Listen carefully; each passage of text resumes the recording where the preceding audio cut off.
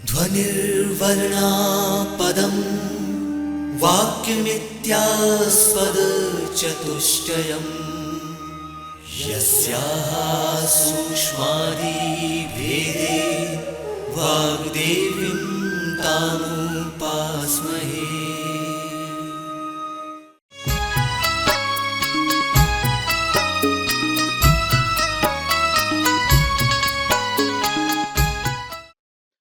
नमस्कार। आज हम MA final year political science के फर्स्ट पेपर की फर्स्ट यूनिट पर जो दिए गए दो महत्वपूर्ण अवधारणाएं और विषय हैं उन पर चर्चा करेंगे। पिछले लेक्चर में हमने व्यवहारवाद और उत्तर व्यवहारवाद क्या है इस पर विस्तार से चर्चा की थी और हमने यह जाना था कि राजनीति विज्ञान में व्यवहारवादी दृष्टिकोण जो कि विशुद्ध रूप से वैज्ञानिक और मूल्य मुक्त दृष्टिकोण रहा है, उसने विषय को वैज्ञानिकता प्रदान करने की दृष्टि से मूल्यों को पृथक रखा और 1969 में जो व्यवहारवाद के प्रणेता मुख्य रूप से डेविड ईस्टन रहे हैं, उन्होंने व्यवहारवाद का जो पक्ष प्रबल 1960 के दशक में किया था, उन्होंने ही और उनके साथियों ने ही आगे चलकर उत्तर व्यवहारवाद पर आग्रह व्यक्त किया और उत्तर व्यवहारवाद में मूल्यों को राजनीति विज्ञान के अध्ययन में महत्वपूर्ण स्थान देने का प्रयास किया और उसको व्यवहारवाद वैज्ञानिकता के साथ साथ मूल्य सापेक्षता या मूल्यों का भी महत्व राजनीति विज्ञान में राजनीति विज्ञान के अध्ययन में मूल्यों के महत्व को भी स्वीकार किया गया। इसी यूनिट में आपके दो अवधारणाएं हैं। एक तो है परंपरागत राजनीतिक सिद्धांत का पराभव और राजनीतिक सिद्धांत का पुनरुत्थान। मुख्य रूप से आज इन दो अवधारणाओं पर हमको चर्चा करनी है। देखिए, प्राचीन यूनान मतलब आज से 2500 वर्ष पहले तक, लगभग 2500 वर्ष पहले से 19वीं शताब्दी के पूर्वार्ध तक जो राजनीतिक सिद्धांत की रचना की गई थी वो आदर्शात्मक आग्रह के साथ थी और उसे परंपरागत राजनीतिक सिद्धांत कहा जाता था। जो राजनीतिक सिद्धांत या राजनीतिक दर्शन की श्रेणी में उसको लिया जाता, चाहे प्लेटो, अरस्तु और आखिर में आ जाते हम तो मार्क्स और जॉन स्टुअर्ट मिल तक की ये जो एक परंपरा थी, ये बहुत ही समृद्ध परंपरा रही है और इसमें व्यक्ति और समाज, व्यक्ति और राज्य के महत्वपूर्ण संबंधों का सार्वभौमिक समाधान प्रस्तुत करने का प्रयास किया गया। तो परंपरागत राजनीतिक सिद्धांत मुख्य रूप से जो प्राचीन यूनान से लेकर के 19वीं शताब्दी के पूर्वार्ध तक रहा, वह आदर्शात्मक आग्रह के साथ एक परंपरा रही। लेकिन उसके पश्चात राजनीति विज्ञान में जो लगभग 100-150 वर्षों का जो समय रहा, उसमें कोई प्रमुख आदर्शात्मक आग्रह के साथ राजनीतिक चिंतक या राजनीतिक विचारक दिखाई नहीं देता था। प्लास्की को देख सकते हैं, बीच में कुछ रहे, लेकिन इतना प्रमुख योगदान नहीं होने के कारण 1950 और 60 के दशक में जो व्यवहारवादी आंदोलन के साथ साथ यह माना जाने लगा और मुख्य रूप से डेविड ईस्टन, अल्फ्रेड कॉबन इस तरीके के विचारक थे, उन्होंने कहा कि परंपरागत राजनीति विज्ञान का पतन हो गया है, ह्रास हो गया है या डिक्लाइन हो गया है। परंपरागत राजनीति विज्ञान का पतन, डिक्लाइन, ह्रास से तात्पर्य है कि उनका मत यह था कि पिछले 100-150 वर्षों में जो राजनीतिक चिंतन या राजनीतिक सिद्धांत जो है वो विभिन्न प्रकार की प्रवृत्तियों से ग्रसित रहा, जिसमें इतिहासवाद, अधिक तथ्यवाद और नियतिवाद, नैतिक सापेक्षतावाद और वैचारधारिक अव्याख्यावाद, इस तरीके की जो प्रवृत्तियां थी, उनके कारण जो प्लेटो और अरस्तु से लेकर के जो एक आदर्शात्मक परंपरा रही थी, वो एक समृद्ध परंपरा रही थी, उसका ह्रास हो गया है। तो इस कारण कहा जाने लगा कि राजनीति विज्ञान का पतन हो गया है या डिक्लाइन ऑफ पॉलिटिकल थ्योरी। इसके प्रमुख विचारक रहे हैं अल्फ्रेड कॉबन और डेविड ईस्टन। डेविड ईस्टन ने इस राजनीतिक सिद्धांत का पतन क्यों हुआ है, इसके मुख्य रूप से 4-5 कारण बताए हैं। वही कारण अल्फ्रेड कॉबन ने भी दिए हैं और उसमें यह है, पहला कारण रहा इतिहासवाद, हिस्टोरिसिज्म। हिस्टोरिसिज्म से तात्पर्य है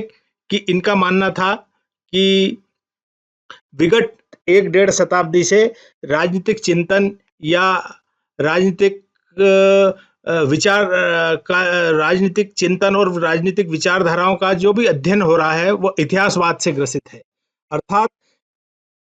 राजनीति विज्ञान में मुख्य रूप से 2 तरह के विचारक जो सबसे अधिक प्रभावी रहे हैं और इसमें 2 तरह के लेखक जिन्होंने राजनीतिक चिंतन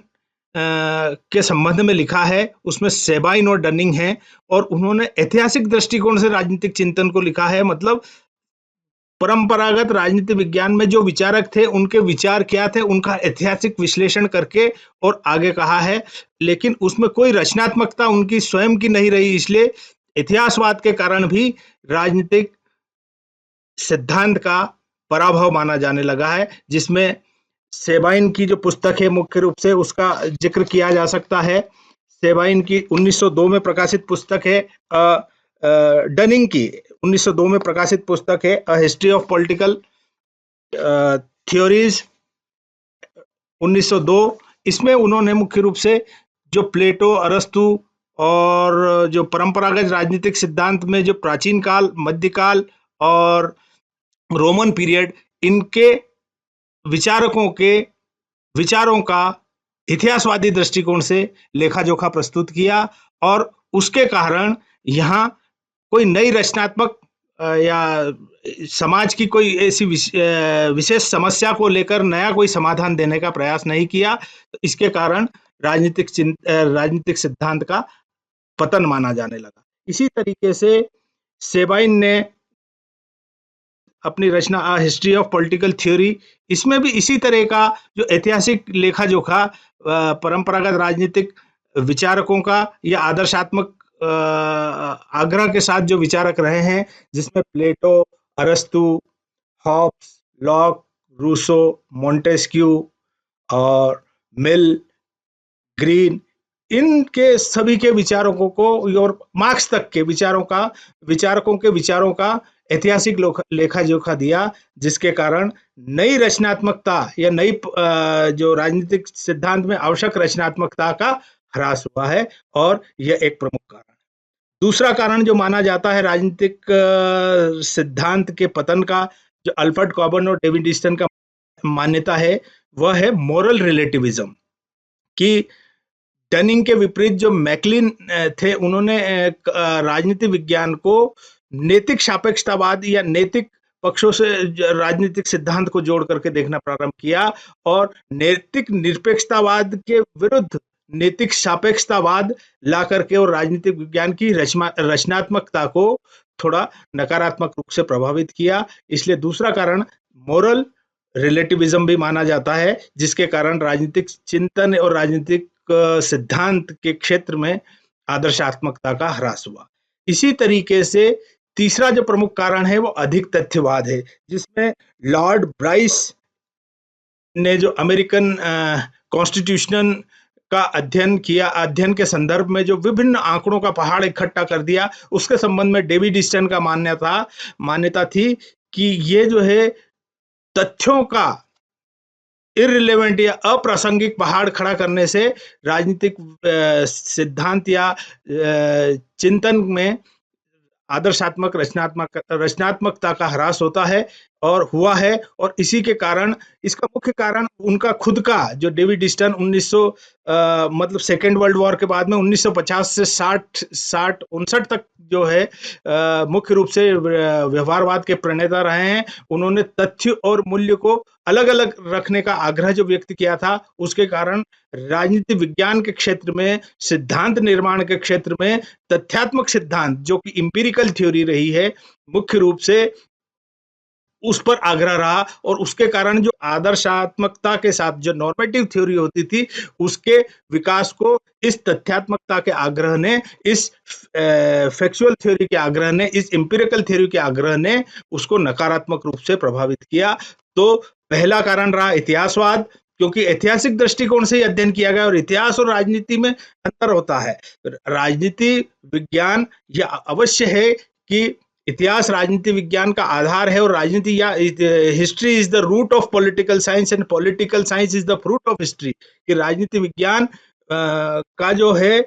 जड़ इतिहास है और राजनीति विज्ञान इतिहास का फल है या उसका फ्रूट है, ऐसा माना जा सकता है। क्योंकि गांधी के जमाने की जो राजनीति थी, चाहे वो दांडी यात्रा हो, असहयोग आंदोलन हो या अन्य कोई उनकी पॉलिटिकल एक्टिविटी हो, वो आज इतिहास में दर्ज है। तो आज इतिहास है और आज जो वर्तमान में राजनीति चल रही है वह आज से 50 वर्ष बाद या 100 वर्ष बाद इतिहास होगी इसमें। लेकिन राजनीतिक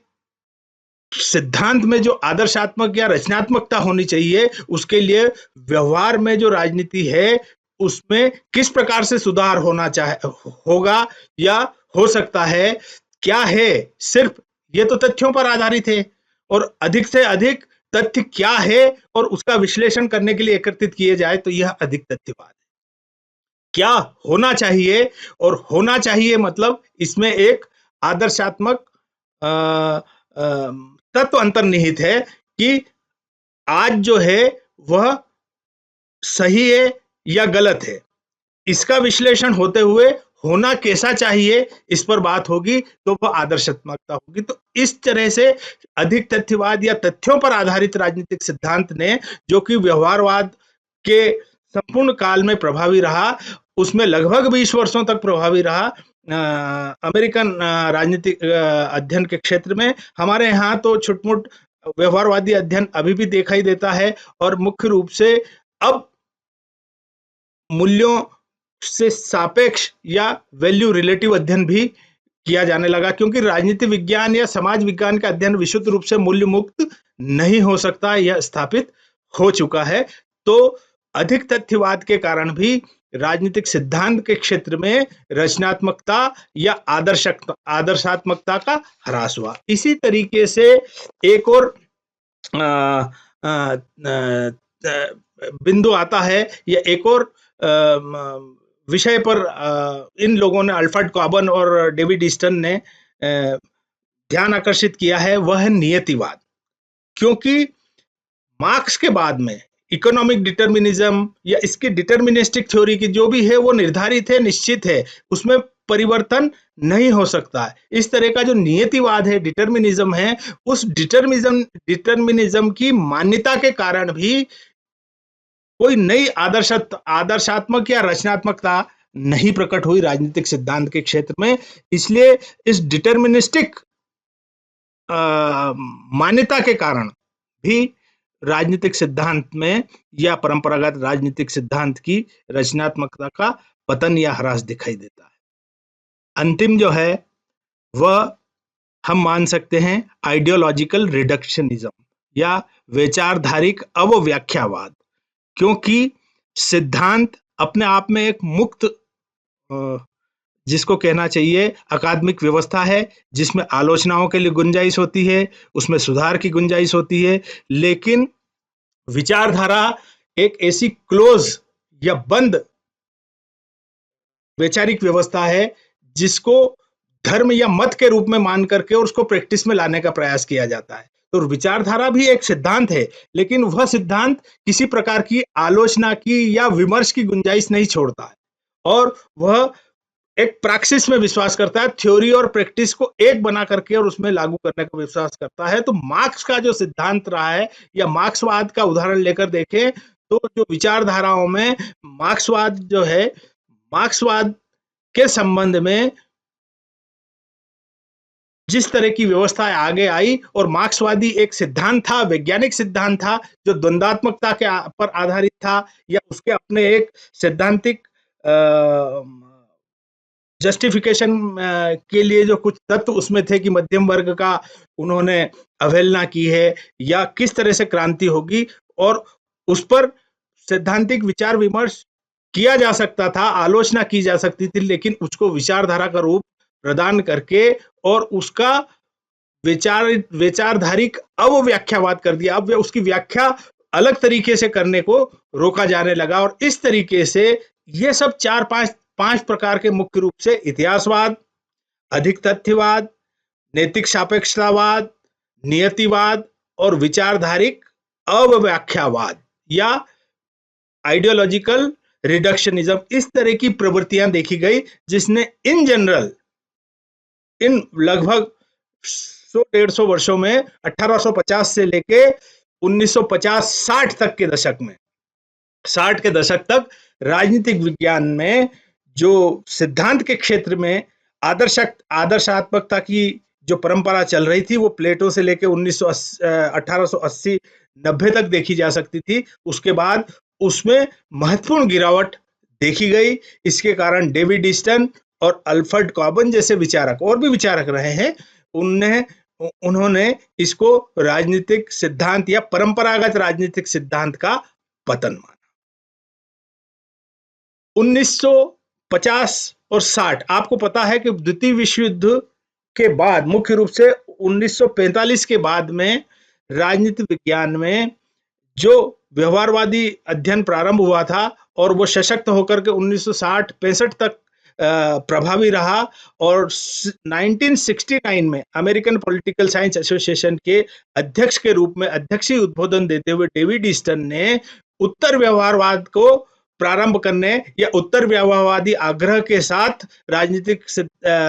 विज्ञान के अध्ययन पर आग्रह व्यक्त किया। वहां तक इसको माना जा सकता है कि यह राजनीतिक सिद्धांत के पतन की प्रवृत्तियां है, क्योंकि अधिक तथ्यवाद पर आधारित व्यवहारवाद भी तथ्यों पर आधारित रहा है। लेकिन जब इन्हीं विचारकों ने, बड़ी इंटरेस्टिंग बात है कि जो विचारक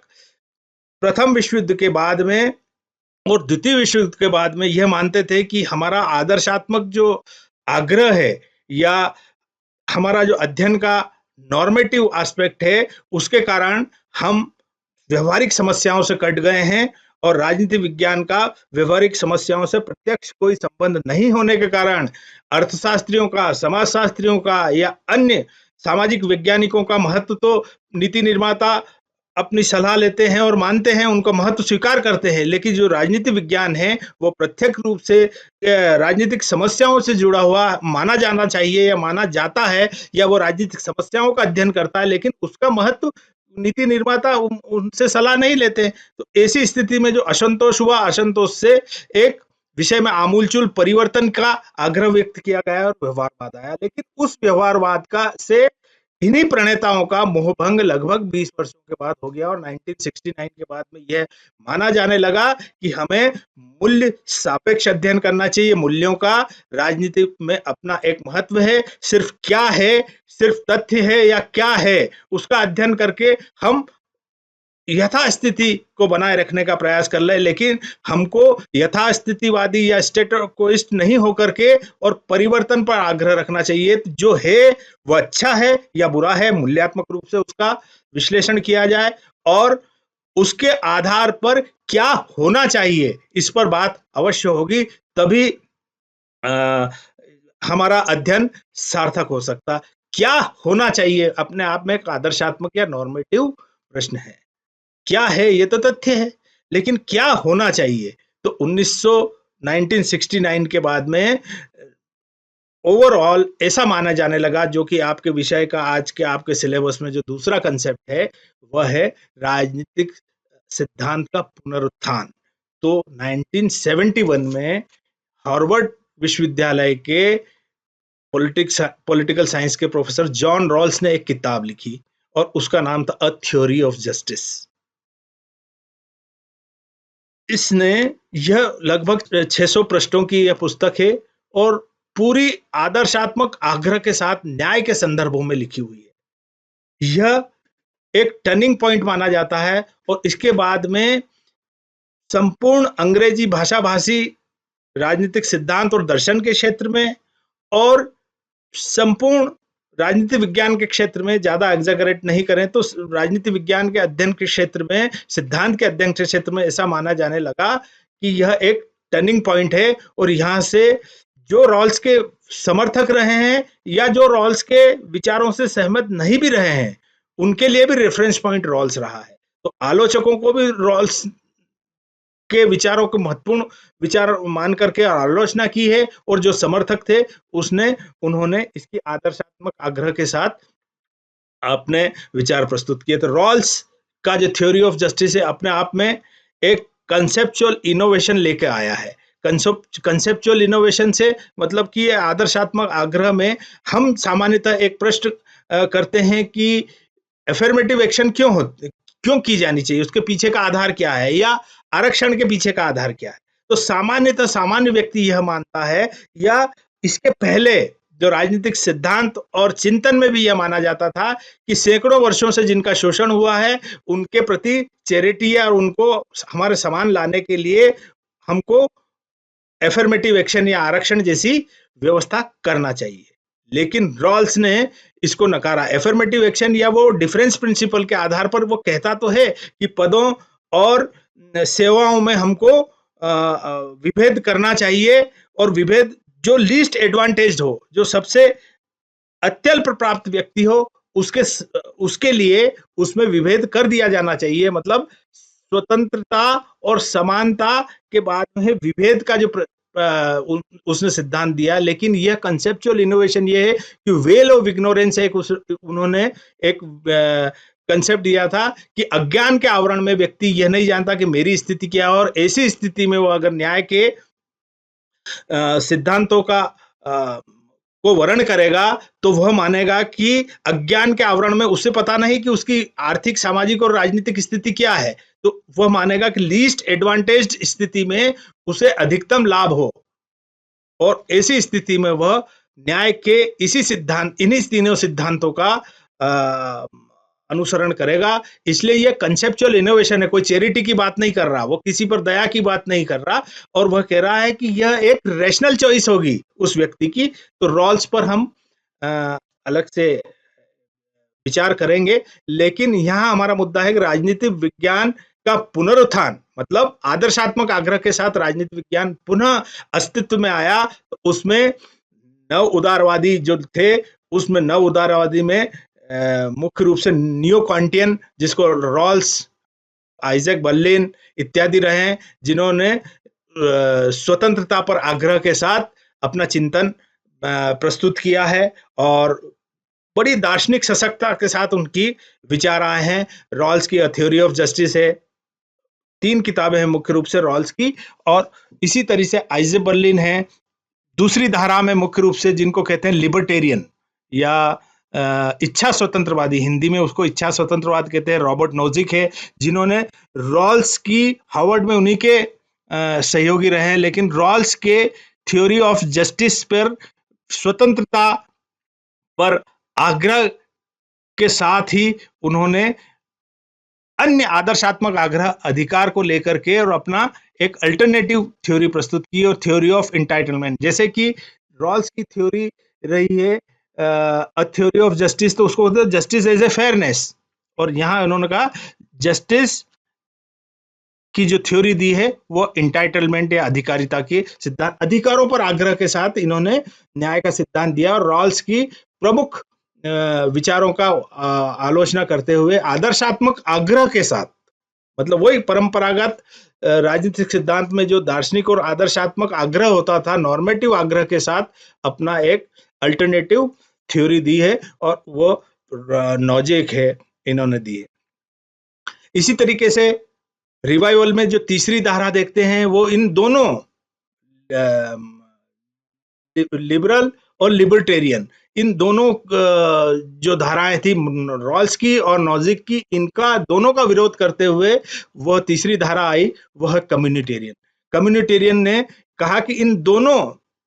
धाराओं में आग्रह तो इनका सामुदायिक है, लेकिन इनकी प्रक्रिया जो है व्यक्तिवादी है, और इसके कारण ये आलोचना योग्य है। और इस तरीके से माइकल वॉल्जर, चार्ल्स टेलर, इन लोगों ने समुदायवाद का पक्ष प्रबल किया, वो भी आदर्शात्मक आग्रह के साथ समुदायवादी राजनीतिक चिंतन और सिद्धांत निर्माण का कार्य। इसके अतिरिक्त और भी देखा जा सकता है, जैसे कि जो आपका ये जो प्रत्यक्षवाद रहा है, प्रत्यक्षवाद के कारण तथ्यों पर आधारित इंद्रियानुभविक अध्ययन पर आग्रह रहा था, लेकिन 1930 के दशक में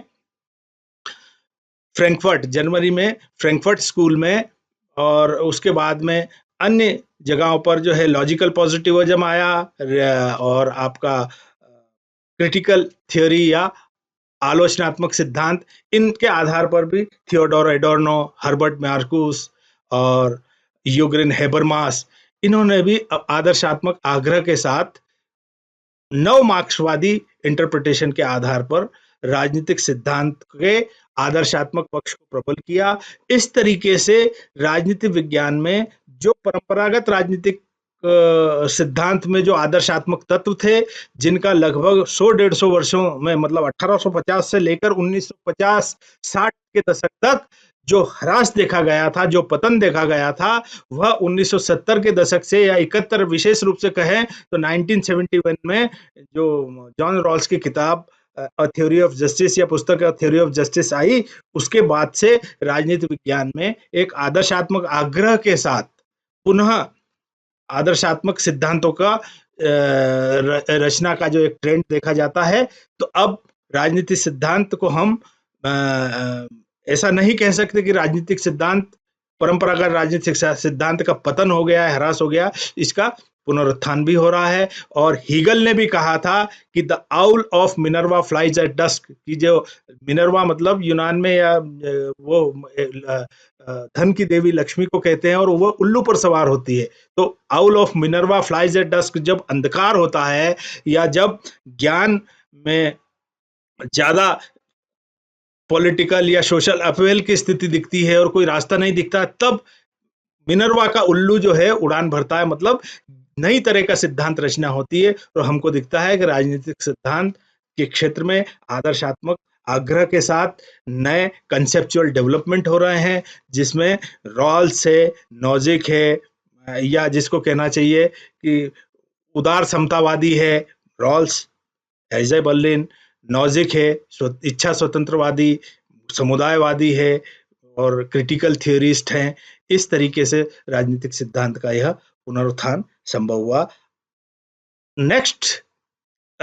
लेक्चर में हम राजनीतिक सिद्धांत के जो पुनरुत्थान के तत्व है, उसमें एक महत्वपूर्ण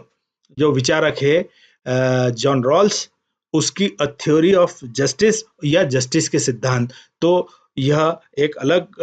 वीडियो में हम इस पर चर्चा करेंगे, क्योंकि काफ़ी लंबा होगा। हमको उसमें देखना होगा कि न्याय क्या है, न्याय कितने प्रकार के होते हैं, न्याय को सामान्य रूप से हम क्या समझते हैं, प्रक्रियात्मक न्याय क्या है, तात्विक न्याय क्या है, सब्सटैंटिव जस्टिस क्या है, प्रोसीजरल जस्टिस क्या है, जस्टिस को कैसे कंसेप्चुअलाइज किया जा सकता है, उसका उदारीकरण कैसे होता है, न्याय के विभिन्न डायमेंशंस क्या क्या है। और उसके बाद रॉल्स ने जो न्याय का सिद्धांत दिया है, तो न्याय का रॉल्स का सिद्धांत क्या है, तो पहले तो उसकी प्रक्रिया क्या है, उसने क्या एक कॉन्टेक्चुअल ट्रेडिशन के आधार पर एक हाइपोथेटिकल सिचुएशन या ह्यूरिस्टिक डिवाइस बनाई, और उसने वेल ऑफ इग्नोरेंस में सभी व्यक्तियों को रहने का आग्रह व्यक्त करते हुए जो 3 न्याय के सिद्धांत अनुसरण करने का कहा, उसके आधार क्या है और वो क्या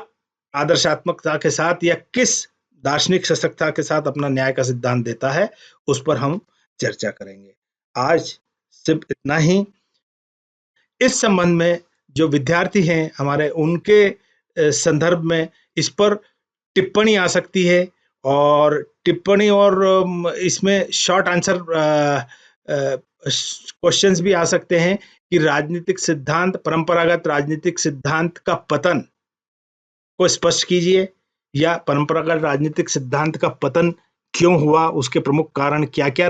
हैं। तो उसमें आप अल्फ्रेड कॉबर्न और